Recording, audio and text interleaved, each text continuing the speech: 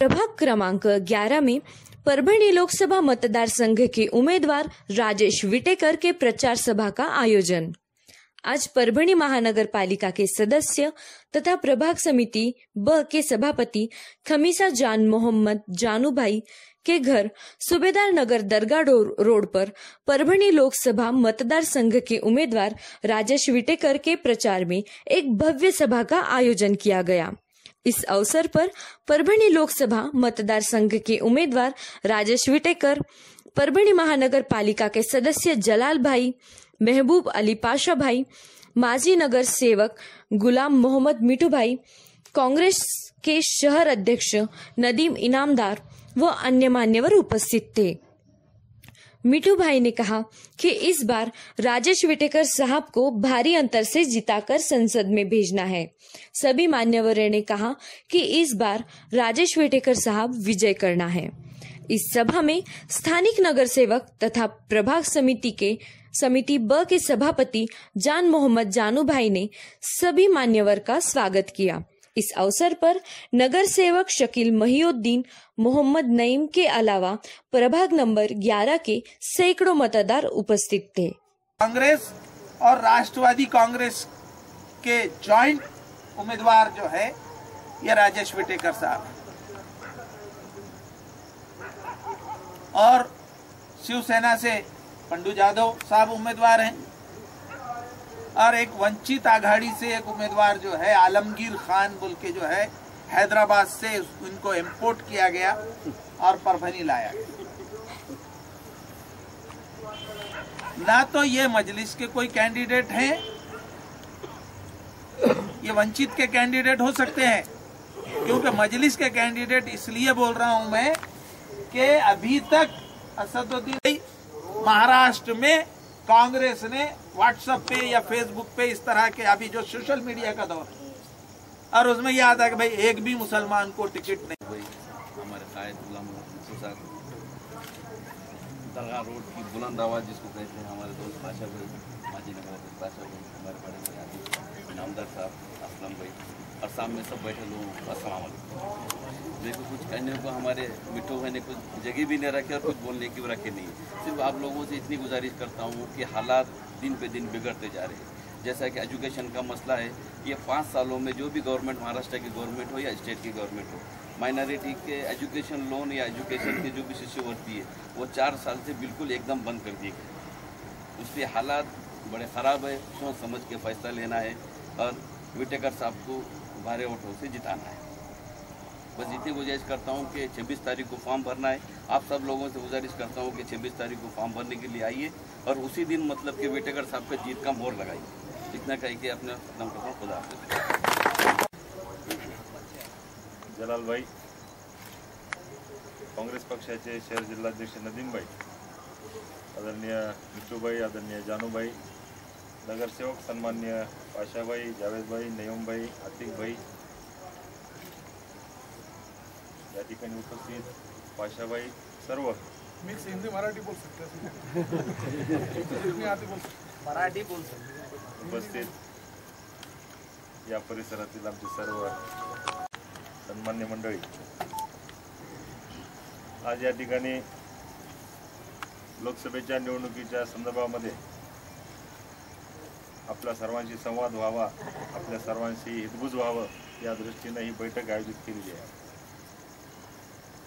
लोकसभेची निवडणूक चालू आहे आणि कालच्या 19 पासून 26 पर्यंत आपल्या परभणी जिल्ह्याच्या निवडणुकीसाठी नॉमिनेशन फॉर्म भरण्याची तारीख आहे।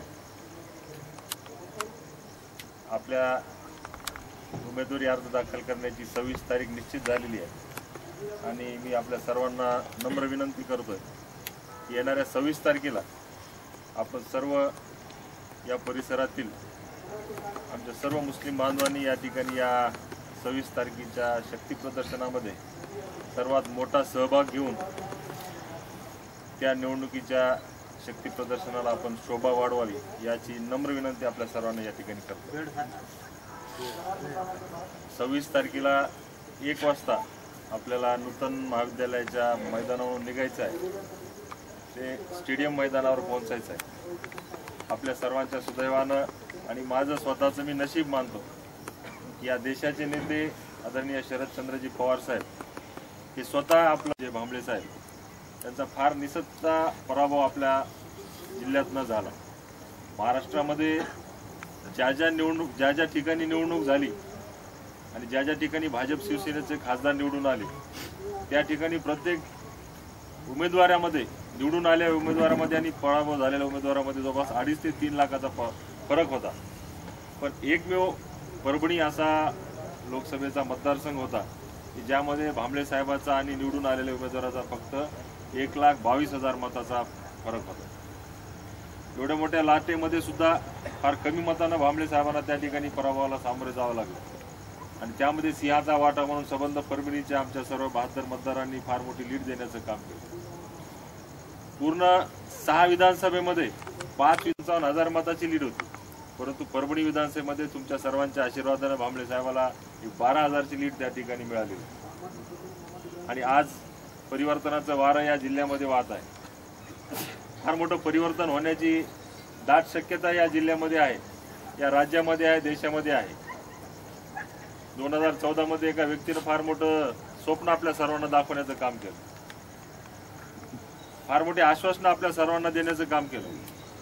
तर ज्या वेळेस आश्वासनाची पूर्तता करण्याची परिस्थिती आली त्यावेळेस हे स्पष्ट असे नकारात्मक त्या ठिकाणी हे सरकार केंद्रातलं असेल राज्यातलं असेल हे स्पष्ट त्या ठिकाणी नकारात्मक बाजूने पुढे आलेलं आहे। आज आपल्या सर्वांना संबोधित करण्याचं काम केलं, सगळ्यांच्या खात्यावर 15 लाख रुपये टाकण्याचं त्या ठिकाणी आश्वासन दिलं गेलं, पण 15 रुपये सुद्धा कोणाच्या खात्यावर जमा झाले आज काळामध्ये होणार आहे। माझी विनंती आपल्या सर्वांना आहे या परिवर्तनामध्ये आपण सुद्धा फार मोठा सहभाग त्या ठिकाणी घ्यावा। आपला सहभाग तर प्रत्येक निवडणुकीमध्ये असतोच आहे, नाही म्हणत नाही आम्ही, पण सहभाग असताना त्या ठिकाणी प्रत्येक घरातलं, प्रत्येक गल्लीमधलं, प्रत्येक वार्डामधलं, प्रभागामधलं एक ना एक मतदान त्या ठिकाणी त्या उमेदवाराला होणं अपेक्षित आहे। बरेच लोक त्या ठिकाणी कंटाळा करतात, बऱ्याच लोकांना मतदानाला त्या ठिकाणी जाऊ वाटत नाही, परंतु एक एक मतदान त्या उमेदवाराचं फार मोठं भवितव्य निश्चित करत असतो आणि ते भवितव्य तुमच्या आमच्या सर्वांसाठी असतं। डॉक्टर बाबासाहेब आंबेडकरांनी आपल्याला मतदानाचा अधिकार दिलेला आहे आणि तो अधिकार आपण योग्य रीतीनं योग्य उमेदवाराला जर त्या ठिकाणी बजावला तर निश्चित तुमच्या आमच्या विकासासाठी फार मोठं त्या ठिकाणी परिवर्तन होणार आहे। मी आपल्या सर्वांना या ठिकाणी सांगू इच्छितो, पाशाबाई मला नेहमी म्हणतात की आमच्याकडे ज्यावेळेस येताल आमच्या गल्लीमध्ये तुम्ही हिंदीमध्ये भाषण करा, मोठमोठ्या शेरोशायऱ्या करा, पण आपल्या सहवास मला कमी लाभलेला आहे। आता मी ठरवले तुमच्यासोबत राहायचं, जेवढा वेळ मला मिळेल तेवढा वेळ तुमच्यासोबत घालवेल आणि तुमच्याकडनं जेवढं काही शिकायचा प्रयत्न करेल तेवढं या समाजामध्ये, या जिल्ह्यामध्ये जिथं जिथं जाता येईल तिथं तिथं त्या भाषेमध्ये वेगवेगळ्या शेरोशायरीनं त्या ठिकाणी बोलण्याचा माझा प्रयत्न राहील। पण ही एक सुरुवात आहे। आज पक्षाचे नेते आदरणीय पवार साहेब आणि जिल्ह्याचे नेते आदरणीय बाबाजीनी साहेब गेल्या 4 महिन्यापासून बाबाजीनी साहेबांनी माझं नाव लोकसभेला पुढे केलं आणि फार मोठे ऋण माझ्यावर त्यांचे आहे की त्यांनी अशी सुरुवात केली की जिल्ह्यामध्ये उमेदवारी द्यायची असेल तर सर्वप्रथम भांबळे साहेबांना द्या। सबसे पहिले भांबळे साहेबाचं नाव त्यांनी घेतलं किंवा भांबळे साहेबाला द्या, कारण मागच्या वेळेस फार कमी मतांना ते पडलेले आणि चांगली सहानुभूती त्यांना मिळू शकते। जर भांबळे साहेब नकोच म्हणले तर त्या ठिकाणी विटेकरला उमेदवारी द्या आणि मी माझं भाग्य समजतो की त्यांनी 3रं नाव घेतलं नाही। 1 नंबर भांबळे साहेब, 2 नंबर राजेश विटेकर आणि त्या क्षणापासून ते कायम आहेत, आजपर्यंत ते कायम आहेत आणि त्यांनी आज माझी उमेदवारी खेचून आणलेली की द्यायची तर विटेकरला द्या, अन्यथा मग जागा काँग्रेसला सोडा।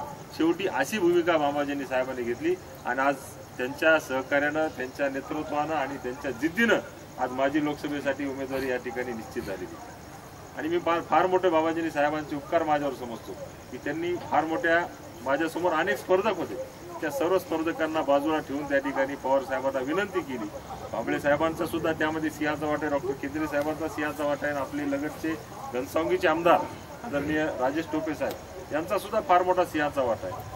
काँग्रेस पक्षाचे सहयोगी आदरणीय वरपुडकर साहेब आहेत, तुकाराम रेंगे पाटील आहेत, सुरेशदादा देशमुख आहेत, त्या सर्वांनी एकमताने, एक दिलाने आणि सर्वांच्या संमतीने माझी उमेदवारी आज निश्चित झालेली आहे आणि आज माझ्या प्रचाराला सर्व नेते मंडळी पूर्ण ताकदीनं काँग्रेस असेल, राष्ट्रवादी असेल, आमचे सर्व मित्र पक्षाचे, आमचे सर्व सहयोगी मित्र पक्षाचे नेते मंडळी असेल, सर्व पूर्ण ताकदीनं आज प्रचाराला लागलेले आहेत आणि त्याची सुरुवात अक्षता मंगल कार्यालय मागच्या शनिवारी त्या ठिकाणी सुरुवात झाली.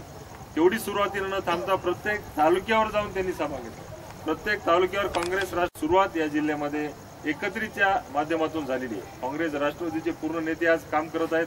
आता तशा दृष्टीनं काँग्रेस राष्ट्रवादीचे पूर्ण कार्यकर्त्यांनी सुद्धा आता एकत्रित येऊन काम केलं पाहिजे. सर्वांनी सांगितले की मुस्लिम समाजामध्ये या ठिकाणी मतदानाचं पर्सेंटेज वाढलं पाहिजे. आमची सुद्धा विनंती आपल्या सर्वांना आहे की पर्सेंटेज जितकं जास्त वाढेल, प्रत्येक घरातला माणूस मतदानाच्या त्या मतपेटीवर कसा पद्धतीनं पोहोचेल आणि मतदान कसं करून घेईल याच्यावर आमच्यासारख्या उमेदवाराचं भवितव्य अवलंबून असतं. आणि आम्हाला काय, आज आम्ही जरी ग्रामीण भागातले असतो, ग्रामीण भागामध्ये मतदानाची टक्केवारी चांगली असते, ग्रामीण भागामध्ये मतदान चांगल्या पद्धतीनं होतं, पण शहरामध्ये त्या ठिकाणी मतदानाची टक्केवारी वाढली पाहिजे. शहरामध्ये मतदान चांगल्या पद्धतीनं झालं पाहिजे, तर त्यावेळेस त्या उमेदवाराचं भवितव्य अवलंबून असतं. आणि आम्ही ठरवलेले, आम्हाला ज्या ज्या वेळेस संधी मिळालेली आहे त्यावेळेस आम्ही त्या संधीचा पुरेपूर फायदा या ग्रामीण भागात मोठी संधी मला मिळत आहे. आज लोकसभेसाठी संधी मला मिळाली नाही, त्यामध्ये पाशाबाई जलाबाई यांचा सुद्धा फार मोठा सिंहाचा वाटा आहे की बाबाजी साहेबांसोबत त्यांनी फार मोठी माझ्यासाठी शक्ती प्रदर्शन मुंबईला सुद्धा त्यांनी आले. जलालबाई आले, पाशाबाई आले, अहमदबाई आले, सर्वांनी अजितदादांना विनंती केली की देना है तो विटेकर को दो, दुसरा उमेदवार चुनके नाही आता, अशा पद्धतीची या दोघा ठिकाणी मागणी केली आणि त्यामुळे आज ही उमेदवारी आलेली आहे. मी या दोन व्यक्तींनी माझी उमेदवारी आणण्यामध्ये फारशी याचा वाटा उचललेला आहे. पाशाबाई असतील, जलाबाई असतील, यांच्या समोर मिठूबाई, जनूबाई सर्वांच्या समोर मी तुम्हाला सर्वांना वचन देतो की जर ही संधी मला मिळाली तर मी प्रामाणिकपणानं तुमच्यासाठी काम करणार. प्रामाणिकपणानं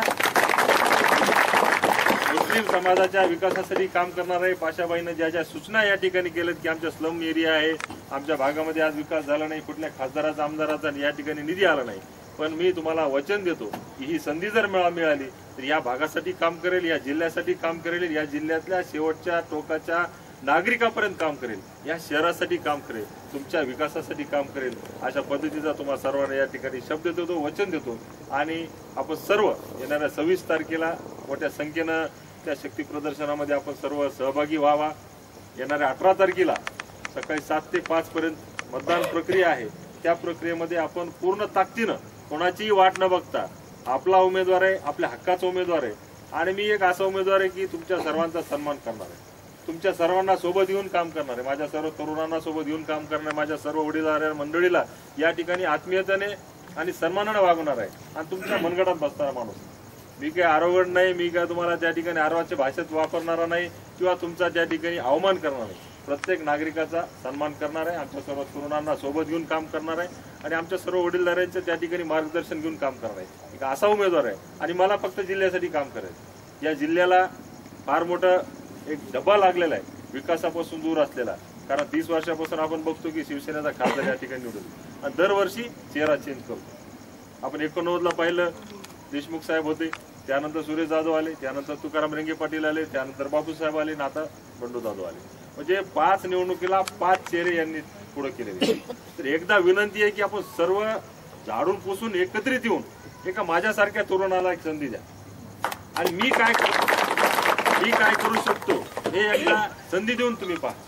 हे सर्व मार्गदर्शन करणारी मंडळी आहे आणि या सर्वांना सोबत घेऊन काम करणार आहे. मी तुमच्यासाठी काम करणार आहे, पण विनंती करतो की 18 तारखेला जेवढं शक्य होईल तेवढं आहे. वयस्कर असेल, तरुण असेल किंवा आपल्या वयोवृद्ध असतील, या सर्वांना मतपेटीवर घेऊन, त्या मतदान केंद्रावर घेऊन त्यांचं मतदान करून घेणं ही तुमची आमची सर्वांची जिम्मेदारी आहे.